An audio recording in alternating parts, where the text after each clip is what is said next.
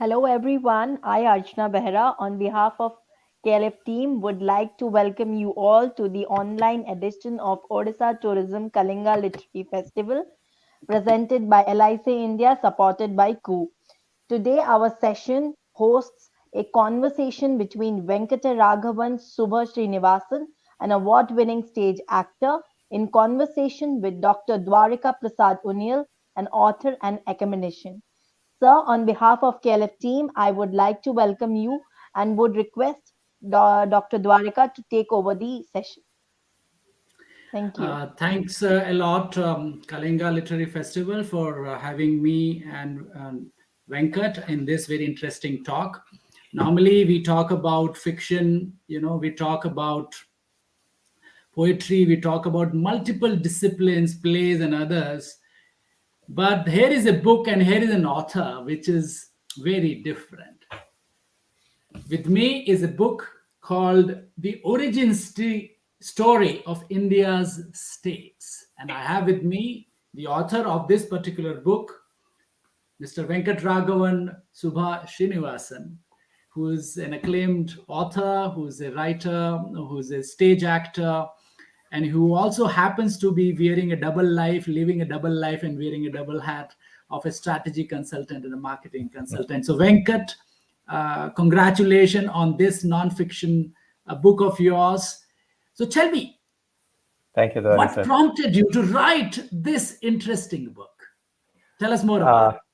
well, thank you. Thank you for having me here, and thank you for this conversation. You also forgot to mention that I'm a former student of yours. So, I wanted yeah. to make it very incidental in your life. But your long academic career has had me as one of the students, and I'm now very pleased to be having this conversation with you. I'm actually hoping that we'll be able to have a nice, fun, light conversation because that's what the book is Yes. also. It's light and it's engaging and easy.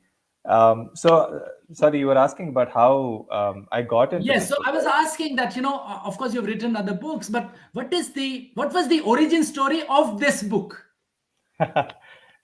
So I've had a fascination with maps since I was a child.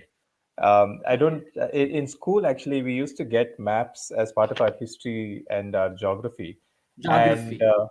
the states map was always very interesting to me. In Yes. fact, in school we had to color these maps according to each Yes. state would be a different color. I still remember Tamil Nadu was yellow. For all the maps, Tamil Nadu was always yellow. Right. So I've really enjoyed that, and I've had a fascination with maps since then, whether it's road maps or topographical maps. And so I've looked at the map of India, the states map, and I've often wondered why the states are shaped the way they are. If we look at the map of Africa or the map of the US, they are boxes, they're straight Yes. lines. And that's Yeah. because colonial powers sat down and drew lines and demarcated the land, parceled out the land for their imperialistic ambitions. But India Yes. doesn't have straight lines in its state maps at all. And Yeah. I started out this journey of trying to figure out why our states look the way they do. Like, for instance, Karnataka looks like a kidney bean, and Yeah. Sikkim looks like a thumb. So And I've Gujarat, often Gujarat has a very unique shape. unique shape. So I that's how I started the journey. And as I dug deeper into each of the states, I Hmm. realized that the state shapes are so organic because their stories are so unique. They're stories of hope and ambition, people wanting to express their identity, be represented on the map of India. And so there's been a very organic evolution and development of each of the state stories and the people within those states, which is why the shapes look the way they do. The states look the way they Right. do. And so the shapes don't really matter as much as the stories and the people within those states. And so very quickly, I got drawn into just researching and writing about each of the states. And it's been a fantastic journey. This was written during COVID times. So I actually got to travel across the country without actually traveling because I did all Right. my research from my desk. So it was Right. a lovely year of researching and writing. Right, and I hope that as hopefully when the COVID situation improves, you will travel across the India to these states and talk about the origin story of those states within from those states itself. And we'll have. Yeah, So I look forward to your travelogue yeah. coming. Well, actually, I Yeah. have a couple of friends who've started traveling now, and they're using the Okay. book as a travel guide almost. They're reading about Wow, the state. fantastic. They're reading about the state before they go to the state because it's a different Right. level of connection with that state once you know the history Once you of that state. know once you know right, so of course our audiences are little younger, or maybe I hope that they might not have heard of the first book in this series. So let me Yeah, tell everybody that we so Iron Man of India, Sardar Vallabhbhai Patel was very instrumental. As you would read the book, you will know, was instrumental in carving and creating the modern India the way we know now. And he had a trusted lieutenant yeah, in Mr. V.P. Menon. He was the secretary, he was an IAS officer who was very, very steadfast, strong willed person who worked as a right hand man of Sardar Patel. And long ago, he had written a book in 1957-58 around yeah. on the similar lines, which is on about something what happened around the story of those of things. Uh, uh, and but what Venkat has done in this book, which if you would pick up, and I would urge everybody to try and read up this book, is about to give a contemporary lens to it, to try and make it a little bit more easy, and also it's a living document. Yeah. So now, Venkat, my question to you, or my intrigueness is that how do you now encapsulate a living organism in a manner the way you have done? Well, first, I want to, thank you for bringing up VP Menon because he's a forgotten man in history. Like you History. mentioned, Sardar Patel is known as the Iron Man of India for integrating the country, but it was VP Menon who executed that Exactly. integration.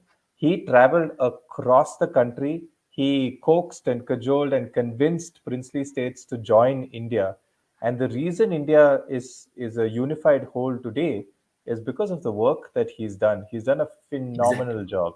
Phenomenal work. And Yeah. actually, his great granddaughter Narayani Basu has written a biography on VP Menon, which came out this year or late last year. Who is About it?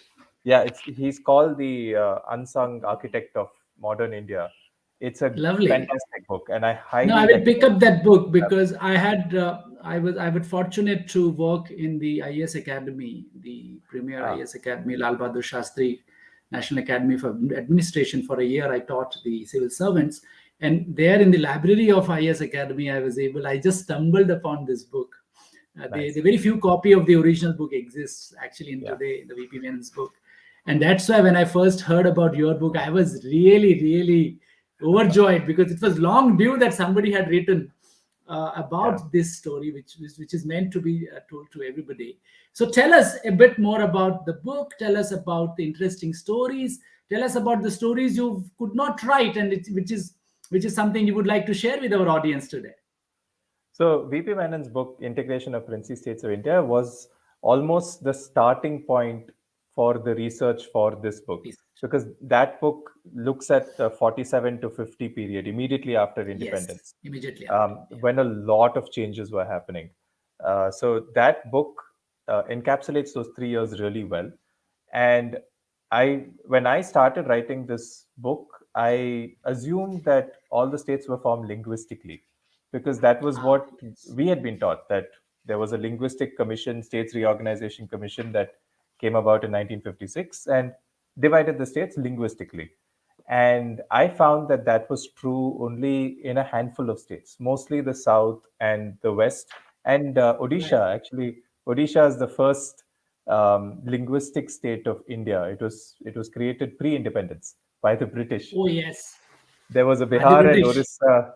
Yeah, there was a Bihar and Orissa province, and then they separated Orissa as based on linguistic criteria, and that's what we have today as Odisha. So the linguistic criteria was only one aspect of it, and then I found as I dug deeper into it that there was there it was all about people trying to be represented and express their Mm. identity. And your identity is made up of multiple criteria. There's Right. language, but then there's also where you live, where you, like, did you grow up in the hills of Uttarakhand or the plains of Uttar Pradesh? So hills Yes, versus exactly. plains. Then Planes. there's the criteria of caste, of tribal identity. It's all about expressing your identity. And so that linguistic criteria that we learned about was only one part of the story. There were so Mm. many other reasons that states were created. And the 47 to 50 period was all about integrating the country and just making sure that we were one country. But then after that, it started coming up that people wanted their states, people wanted representation in the Union of India. And so after that, you'll start seeing that 1956, there was a States Reorganization Commission, which was a wholesale across the country reorganization. Right. But then Right. after that, you start seeing these little pockets of state creation. So in the Right. Northeast, in the 60s and in the 80s, there were states being created. In the North, Punjab, Mm. Haryana, Chandigarh, all of that got created in the 60s. So there's Yeah. there's almost Then like little Himachal came into being, then Himachal came Himachal into went up. being. And Yeah. So there's little pockets of activity through the decades. So in 2000, for yeah. instance, entire North and Central India was reorganized with Chhattisgarh Right. and Jharkhand and Uttarakhand. So it's And then that's Northeast always had a very, very peculiar relationship with the yeah. statehood. Yes, and there's always the thing of first you become a union territory, and then that's like the first step to becoming a state. So a lot of our states, Yes. including states like Goa and Tripura and Manipur, used to be union Right. territories, Union and then territories. so did Himachal Pradesh, and then I they remember, became so in the school days, we used to mug up the number of states we have and the number of union territories, and yeah the geography class was about what is a union territory, what really happens in a union territory, yeah yeah and how is it different than a state, and then the state's politics and state elections and so on and so forth. I found the map in your book very, very exciting and interesting. The first map, which is before the reorganization has happened, uh-huh. and you've written in the references, and you've colored, it's a color coded one which says British India, you have princely states, you Yes, have foreign occupation, yes, and which is Portuguese and French. There's small pockets there, right? yeah, So tell us, our audiences, because many of them would not even know that. Everybody knows that, okay, there's one, they would paint it with one color, saying that everybody is under the British colonial rule, but that was not the case, and that's yeah, why reorganization and integration was even more tricky than we know what it was. It was not that yeah. British left in 1947 and India became India, right? Yeah. So actually, the British had two sets of administration going on in the country at the same time. And so Right. only 60% of the country was governed by the British. The remaining 40% was princely states. We had about 562 princely states. Princely Um, states. and those were a separate system of administration entirely. The British would look after their own provinces and presidencies and stuff, but they had this very Right. indirect system of administration with the princely states. So when 15th August 1947 came around, only the 60% of the country that was British India transferred to Mm. the government of India. And so that was like Right. the free India now. The remaining 40% of princely 40%. states still had to be convinced, because those princely states, 565 princely states, had the option of choosing India, choosing to join Pakistan, or choosing to be independent.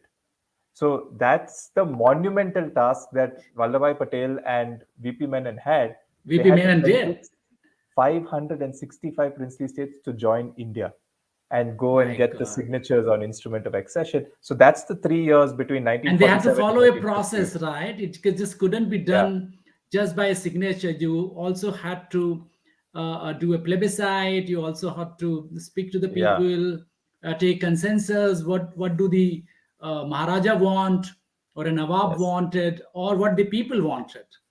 yeah, And many times there was a conflict. And I yes, think I could pick up two extremely interesting examples in this, where the Maharaja wanted something else, or the Nawab wanted something else. yeah, And there was a case of Jamnagar, and there is a Yeah. case of Hyderabad, Yes. where they despite of geographical non-proximity to Pakistan, Yeah. they were very keen to become a part of Pakistan, right? So Yeah. tell us more about it. Tell us our So audience about it. actually, Gujarat is very interesting. Gujarat had Yes, more tell than us more. half. Gujarat had more than half the princely states in India. It was a Nehru actually called Gujarat a crazy patchwork of states, because there were some 250 states, princely states Yes, within Gujarat, but then they were within. further subdivided within each other. They were intersecting with each other. There were totally about 800 something regions within Regions, Gujarat which itself. everybody is an independent, person So ruling that particular. there's one king, but then there's also a Nawab who's ruling something else, and then there's a minister who's taking care of something else. It was a crazy patchwork. And that Gujarat was actually one of the first states that VP Menon and Sardar Patel managed to integrate. And Mm, the template that they used in Gujarat was something they were then mm, able to use across the rest of the country in places like right, Odisha states, Chhattisgarh states, and all. They had to basically, the princely states had to sign an instrument of accession, giving over defense and external communications and foreign relations. And so that, and the kings were given a privy purse, some money to say, okay, you have to give up mm, your kingdom to join India, and we will pay you for that. We'll take care of you. Junagadh was at the southernmost tip of Gujarat, right. and the king of Junagadh wanted to accede to Pakistan, but Yes, uh, not Jamnagar. Sorry. Yes, Junagadh. Yes, Junagadh. But then there was no geographical connection between Pakistan and connection. Junagadh. There was this whole region of Kutch and Saurashtra, and then They Junagadh. were the ones which had a border. They shared a border with Pakistan. Yes. Not So Junagadh. Yes. Junagadh and Junagadh was a powerful state within the southern Gujarat. And so they started influencing the other minor princely states around them. And so this Right. this had the potential to be an explosive situation. And so that's where the plebiscite also comes into question, Comes where into place. Yeah. when there was a difference of opinion between the public and the king or the Nawab, Right. then it was usually they would take the public's opinion on this, saying, what do the people want? Do the people want to join India or Pakistan or be independent? But Right. eventually, the Nawab kept both India and Pakistan interested, but without committing to Mm, either of them. He played both sides. And eventually, mm. 15th August came and went, and then the Nawab fled. The king fled to Pakistan, Pakistan. and his Mm. minister, his chief minister, then took over administration of Junagadh. He was playing both sides as well, and Again, again, and he was trying to do a backdoor deal with Pakistan while also Pakistan. promising things with India. Interestingly, that chief minister, who then also fled to Pakistan, his last name is Bhutto, and he is the founder of the political family of Bhuttos in Pakistan, the chief minister of Oh Junagadh. wow. Oh, so So, Benazir Bhutto's great great grandfather, I guess, right? yes, yeah, Zulfikar Ali his Bhutto's grandfather. Hmm. Hmm. yeah, or I Hmm. think his father actually. I think Or his Benazir father. Yeah, I Bhutto's think his father. Benazir Hmm. Bhutto's grandfather was the Grandfather chief, yeah, was the was the chief chief minister minister of. of Junagadh, who then fled to Pakistan and And what founded happened to that the entire. Nawab? The What happened Nawab to had the already original gone. Nawab? He had already gone beforehand itself. Right. So then that the plebiscite that was conducted there was then said that Junagadh wants to join India. So Junagadh came to India. Also, I think to Similarly put with pressure, Hyderabad. I've read in your book that in order to put pressure, I think India, and then Junagadh, they mobilized some troops in the nearby states or nearby places just to put a Well, little bit of a yeah. military pressure on them, saying that, look, you don't have a military, you don't have an army, we have got an Indian army, Well, it battle was hardened. actually so that's actually true in Hyderabad, because in Junagadh and stuff, the Ah, law and order was breaking down. So the more police. police Hmm. police presence and army presence was really to ensure that law and order was maintained in, because there was random incidents of violence on the streets. So the On the public were getting streets. affected by the breakdown of law and order. So in True. Junagadh, it was more about that. Hyderabad was was another A case unique altogether, case. because yeah, because it was in the center of India. It's literally like the heart of India. And Junagadh is still look little somewhere close to closer to Pakistan. Pakistan. But Hyderabad Yeah. has no geographical connection with Pakistan, west or east. And they wanted to Yes. join Pakistan. They wanted to have representation in the United Nations. It Hmm. was again, it that could have really like split apart and destroyed Yes. India, because it's such an important kingdom right in the center of India. True. True. And again, the India eventually brought in the army to secure the borders, because Hmm. the raiders that were in Hyderabad, they're called the Razakars. Again, Razakars. Yeah. the Nawab of Hyderabad had already started losing power to this vigilante group called the Razakars. And Razakars. so Hmm. the surrounding states, Madras Presidency and Mysore State, and all of those were starting to feel the effect of that, because these raiders would cross the borders, do acts of violence, robbery, Get, theft, yeah, everything, get their and then booty and come back. Hmm. come back into Hyderabad, which was when Hyderabad became independence the was safe there. haven. Yeah, safe haven for them. Yeah. So eventually the army had to come to sort of secure those borders. And again, the law and order was breaking down in Hyderabad. So the Indian army, which is called a police action, actually stepped in, and the Hyderabad army was defeated in a matter of 2 or 3 days. It was a very quick Yeah, something operation. like that. Yeah. Otherwise, it could have had disastrous consequences if that situation was not closed quickly. So yeah, so that's those were two. So I want to You know, ask some question which is always there in my head. tell me. It is about Goa and Pondicherry.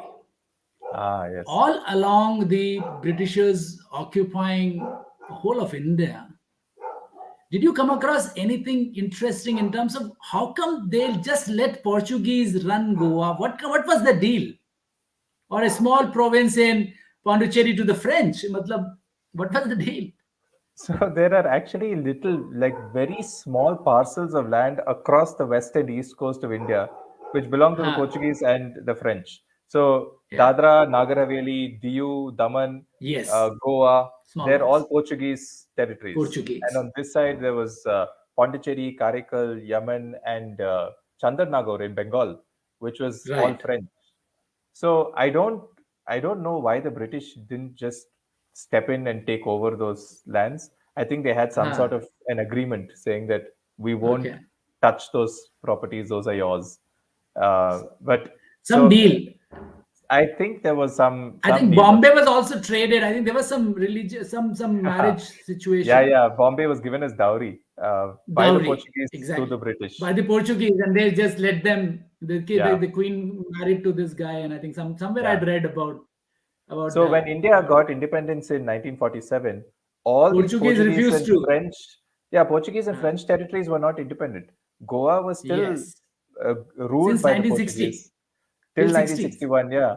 And But this Pondicherry is was very also funny, ruled by right? the I'm French. trying to figure this out. Why this happened, right? Why were, uh, uh, but that was a different deal, right? Uh, Yeah, so the Portuguese were, when India became independent, the Portuguese said, "Listen, you've got independence from the British. There's no reason that we should give you our properties just because you've got independence from the British." When we took over Goa 450 years ago, there was no India at right. that point of time. There was just princely As states, and per it took them. over some time. Yeah, as per them. Some. So Portugal actually did a lot of effort to try and keep Goa as a Portuguese colony, as a territory. Right. They Right. gave them all sorts of privileges. They actually, Goa was even represented in the cabinet in Portugal. They had like Hmm. insane privileges. And similarly with Pondicherry, the French Hmm. had Vietnam, and Pondicherry was almost like this refueling stop along the way. It Hmm. helped the Hmm. French operate in Vietnam. And so when the French lost Vietnam, then they had no use for Pondicherry anymore, and they just gave it up. They said, Right. "Yeah, you can take it off." But for Whereas Goa, they had uh, to Indian state had to use force. power, right? Yeah. The No, so forces. actually, Nehru tried for many years, for about 10, 14 years after independence. He was having this conversation with Portugal constantly, taking it to the Right. UN and everything, saying that give us back our land. This belongs to India rightfully. We, if Right. you want, you can do a voting plebiscite, everything. but Portugal just refused to listen. So eventually, in 1961, he lost patience. And again, the interesting thing was that the trigger, the final push, came from the African nations because there was this Africa conclave that was happening in Delhi, I think, at that time, and the African Okay. nations were saying, "Listen, we want to overthrow colonialism in our countries." But we can't do it unless you, India, which is one of the largest in the non aligned movement, if you are not Movement. going to throw out Portugal out of Goa, we can't do anything in our country. So you have to throw out Portugal from Goa so that we can throw Right. out. And so when you'll notice that Goa became part of India in 1961, and a lot of the African nations got their independence in the 60s. There have been a 60s. Yeah. lot of, because that was almost like a domino effect. So finally, Yes. Nehru was just, I think he just ran out of patience and he said, "We've talked Right. enough. Now it's time to bring in the army." Because Within, I've always wondered what took Nehru so long. Yeah. I think to Nehru's credit, he gave the chance for conversation as much as he could. He At really least, wanted yeah. to settle things diplomatically and force. Mm. I don't think he really enjoyed the use of force at that point in time. Force. It was a very last resort for him. And I Yeah, think he he was never pushing liked for the army, wall. and that's another story for another time about what happened in Yeah. '62. Yes, that is, yeah. Uh, so that brings me to the next section because we've been talking about the book. So tell us about some of the states you would want to talk about because you also wanted to get your experiences and sharing. It's not just about the book. It's not just Yeah. about the origin of the states, but it's also about our living experiences around the states that we've lived in. Yeah. So tell us about some of the interesting stuff to the states you've been to and some of the stories you have. Wow. So the entire point of this book is that people should be able to personally connect with the book because every Indian belongs to some state or the other, and Yes. they call some state home. Like for you, for instance, you've grown up in multiple states, you've lived and worked in multiple states, and each state holds some sort of a personal connection to you, a different sort of personal connection. And so I really want people to be able to read this book and have a sense of satisfaction that he's done justice to my story, my state story, and also have a sense of curiosity of saying, I didn't know this about my state. I want to find out more. And so they go like that. In terms of personal connections for me, so I've grown up entirely in the South, but I did live in Delhi for a few years. And Delhi's story is very unique. There's no other place in India that has this kind of story, because Delhi is the capital of the country, but it's also its own union territory, and Yes. the union government, I think, has been trying to experiment with what is the best model for Delhi, and so you'll see Hmm. that Delhi's status or the way Delhi operates has been evolving and changing constantly over the last 75 years. India was looking at the US and France as to how they operate with their capitals, with Washington, D.C. and Paris. And so they were trying out various experiments with Delhi to a point where Delhi used to be a Part C state, then it became a union territory with the chief minister, then it lost the chief minister status. Then the Delhi Municipal Corporation was actually governing Delhi for about 35 years. They had no legislative assembly, nothing. And then Right. the legislative assembly came back, and then the chief minister came back. So Delhi's has had a very interesting roller coaster ride, And they've which still is not yet figured out, right, what is the best way to do it. they haven't. And that's the point that you mentioned earlier about states being alive, and it's a very Yeah. fluid thing that's going on. Like as recently as 2019, Jammu and Kashmir became from a state Yeah. to two union Union territories. territory. Yeah. Andhra Pradesh, It's very in fact, incidental. You know what? You brought in Jammu Kashmir, and yesterday I was with 20 state administrative services officers, very senior state administrative officers of Jammu and Kashmir Administrative Services, JKAS. uh-huh. And we had over lunch, we had very interesting conversation pre and post Article 370 removal on that. Wow. That would have been a Very interesting really very conversations. interesting conversation. And in fact, even Jammu and Kashmir and Ladakh have had Yeah, two completely different journeys different to union journeys. territories. They haven't been the same at all. In fact, as recently as last month, Pradesh, Mm. when Telangana was separated into its own state, Andhra Pradesh was supposed to be its capital was supposed to be Hyderabad, and then they said, you know what, we're going to have Amaravati, we're going to build our own Amravati. capital. Last year, Andhra Pradesh passed an act saying that we're going to have three capitals. Usually, states will Oh have my two God. capitals, but Andhra Pradesh is going to have three capitals: Amaravati, Kurnool, and Vishakhapatnam.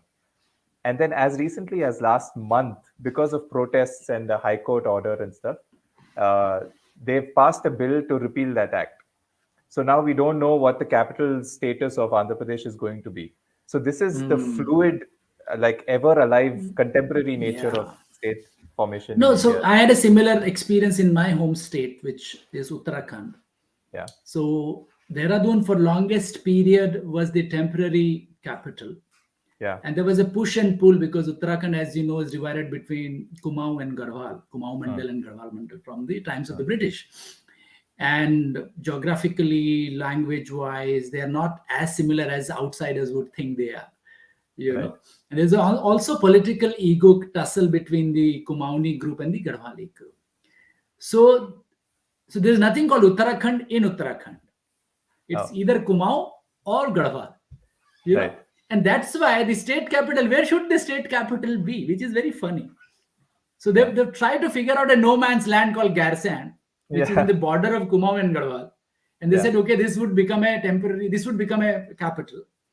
yeah, But bureaucracy and political, this is not the discussion, this is not the platform we're going to talk about it. But then somewhere now what they've been able to do is that create a state assembly building there in Garsan, where mm, during the summer they go there. It's like yeah. Shimla and Delhi kind of a thing. So states, some temporary 2 month it becomes the capital, and then everybody comes back in winter to Dehradun.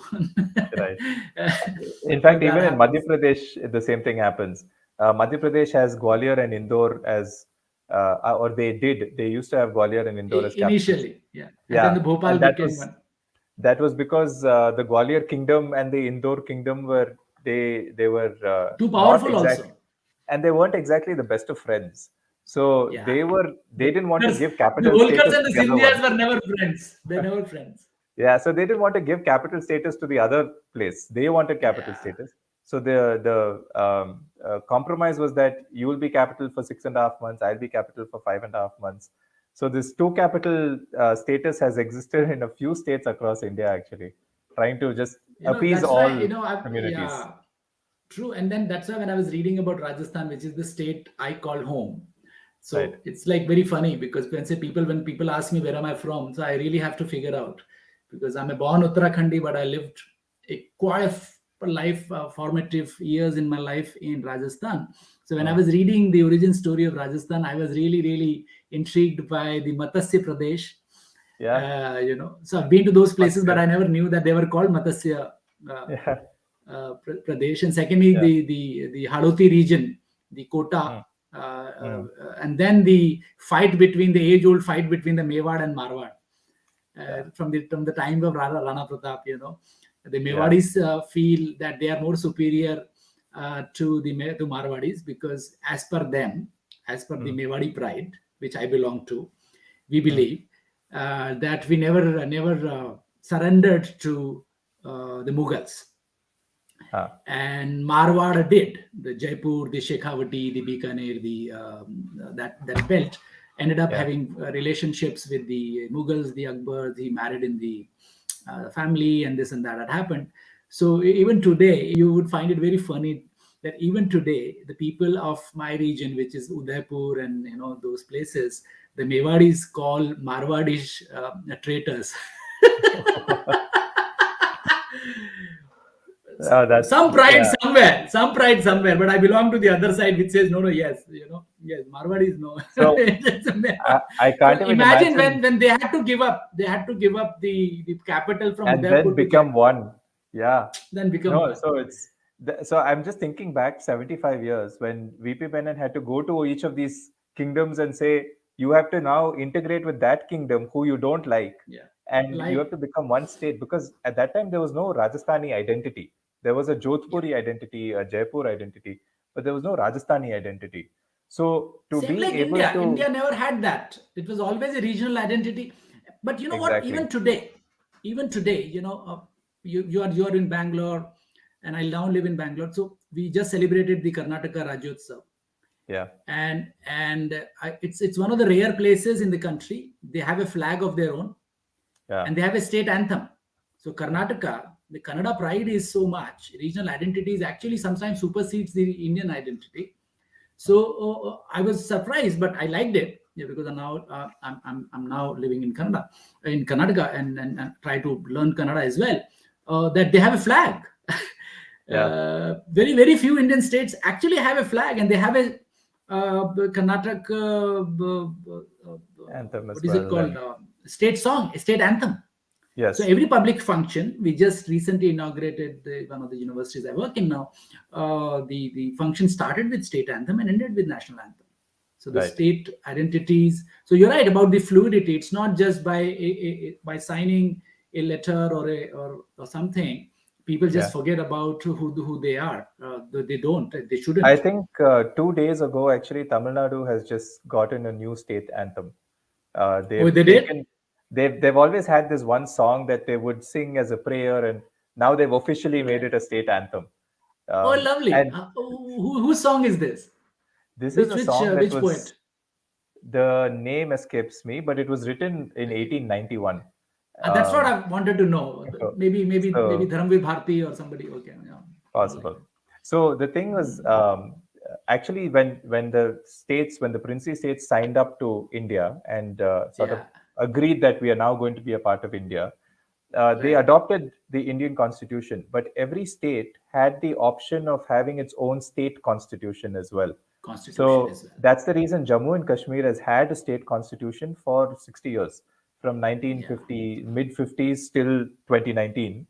They had a yeah. state And constitution. also certain articles gave them certain privileges which were very different. Like Nagaland, for example. Nagaland, in your book you've Yes. covered very very beautifully, and I could see not the current situation which is happening in terms of the controversy, but Article 371A gives Yeah. it's a very special status. You have to get an inner line permit to go to Nagaland. Yeah. If you go to villages around Nagaland, you'll find that there is a very significant, interesting mainland India, anti-mainland India sentiment also Yeah. exists there, and which is truth. You just can't keep your eyes closed to the realities of the people and their Yeah. ambitions, and the way they think about a country, the way they think about India, the way they think about their national identity is very different. If you look at that, it's more. If you go to Nagaland, for example, very specifically, they have very distinct idea of Yeah. who they are, and that's very No, so strong. And it's there's a very powerful tribal identity that exists in all yes, of the yes, northeastern states, and yeah, that's something yeah, that that really stood out when I was researching that region. I realized as I was researching that we've not learnt about the northeast at all. We know at very all, little about it, very, and so it took me some time to sort of get an understanding of the lay of the land. And the interesting thing is, even though there are 7 states in that region, there are multiple identities. There are multiple tribes. Like even within Meghalaya, for instance, there's the Garo Hills yeah, and the Khasi Hills. There's the Jaintia yes, Hills. There's Jaintials. like, and they're all different communities, they're different tribes No, no, altogether. you go to Upper Assam. There is a Yeah, northeast. Sorry, there is a hill council. yeah, So very briefly, I advised the chief secretary of Assam for SDG, State okay, Sustainable Development Goals. I was part of his yeah, team. So we had a complete separate discussion and representation of the Hill Council. Hill Council works very differently in Assam than any other state. It would. yeah, It's very different. Their politics is different. The privileges are different. The work they do in Hill is the whole Hill Council, complete Hill Council, which works there. yeah, So there are many things which a lot of times Indians don't know about. Like when I went to Nagaland in 2014, the then governor was a friend of mine, and he was giving some amazing examples about the tribal identity, and he showed me a newspaper clipping which said that till 1962 or 65 there were tribes who were who were human killing tribes there.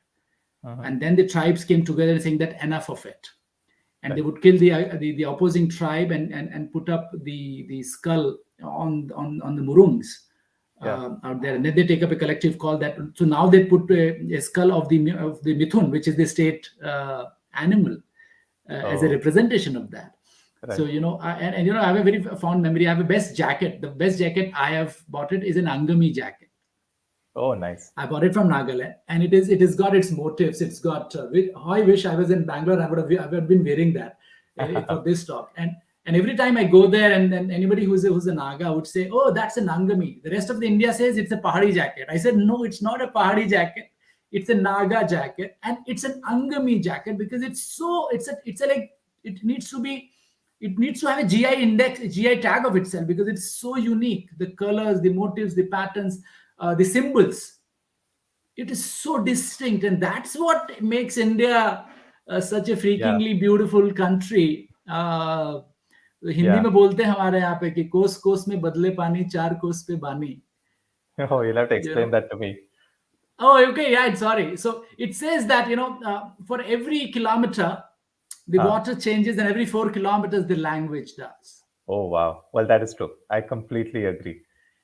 It's So it's so yeah. amazing to do that, right? So yeah, we've got last 3 to 4 minutes. So tell me your one favorite state story, and then I'll tell mine. Okay.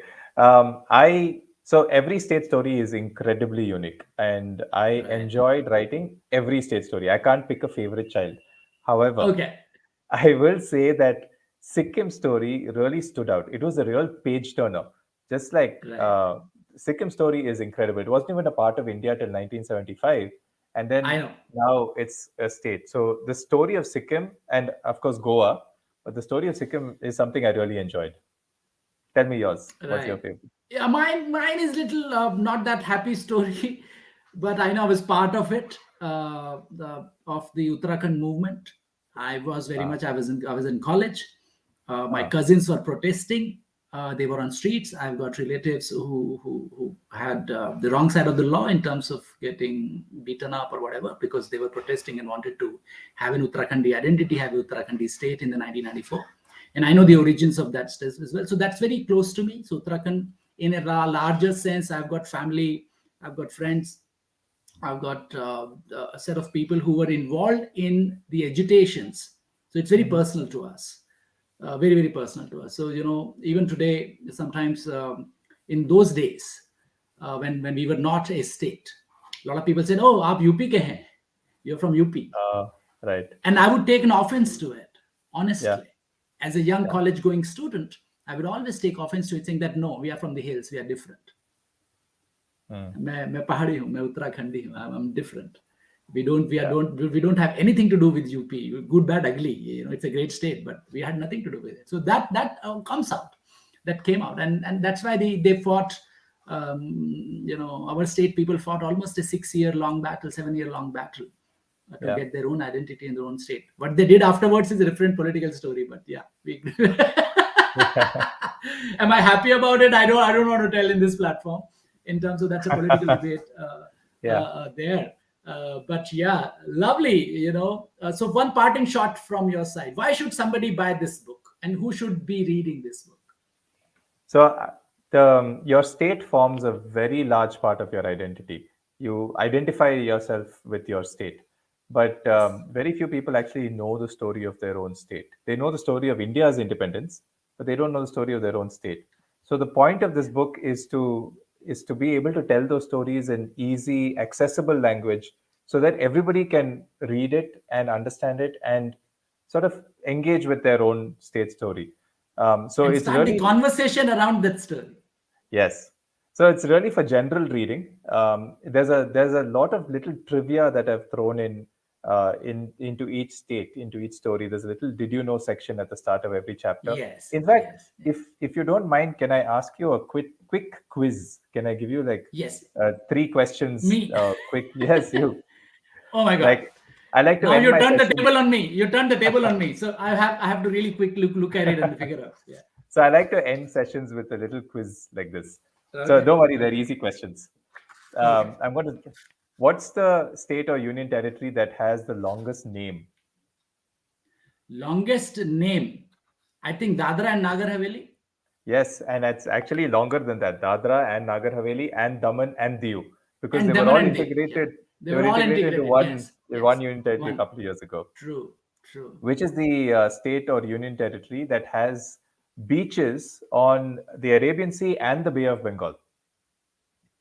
Arabian Sea and Union Territory or state? State or union territory. I'm not going to give you that clue. Okay. I think Odisha. No, it's Pondicherry. Because Oh Pondicherry my God. has this Okay. one territory in Kerala called Mahe. So it's got beaches on Okay. both sides. You know, And I'll ask you one question. You studied in yes, Gujarat, right? yes, You studied in Gujarat, right? yeah, Yeah. And Gujarat is a dry state, right? yeah, Tell us a yes. place and a hotel and a place where the one side of place you could actually have liquor It's the within that hotel, and another side belongs to another state and you will not have liquor there. yeah, it's the Dio border. Dio is yeah, yes, I know Right. this. So last question on the quiz. Yes. Um, Mm, the erstwhile USSR had a very interesting administration system where it had mm. republics within the USSR. So, for example, Yes. Ukraine or Belarus and all were Yes. republics, but they existed within the USSR, a larger autonomous. There is a state in India that existed in the similar fashion. It was a state, almost a full-fledged state, but it existed within a larger autonomous state. So it wasn't a full-fledged state. It was like a republic within a republic, and Oh, it that's had the tough. status only for 1 year, because after that it became a full-fledged state. Bombay. No, it's actually Meghalaya within Assam. Meghalaya was formed Okay. as a semi-autonomous state within Assam, and Within then Assam initially. Yeah. yeah, and then 1 year later it became a fully autonomous state. So it Oh my was God. very similar to I how failed two questions out of three. Bad teacher, bad student. no, no, no. These are things I discovered while researching and writing the book as Wow, well. So amazing. I didn't know this as Amazing. well. Great. I So yes, think time's up. So, ladies and gentlemen, thank you for tuning in to having this amazing conversation. We would like to thank Kalinga Literary Festival for inviting both Venkat and me for this amazing, amazing conversation. And Venkat, I look forward to seeing you physically. I think we have not met in last 15 years. Very happy yes, to see you here in a virtual format. And everyone, I hope you had a great time, and do pick up this very interesting book called The Origin Story of India's States. I think it's a Origin of beautiful, Republic. beautiful document for everybody to be kept at home, and for everybody to be reading it. Even grandparents need to read it and revisit. I think parents have to read it to try and get to know more about their country. And I think it's a mandatory. As a teacher, it's a mandatory book for every kid studying in any grade in this particular country to know about how beautiful the country is. So good evening, and have a great evening, whatever is left, and have a great Monday morning tomorrow. Nobody likes to look forward to Monday mornings, but you will have a good time. And thank you, everyone. Bye bye. Thank you, Dwarisa. It was a wonderful conversation. I really enjoyed this. Same here. Bye bye. Bye.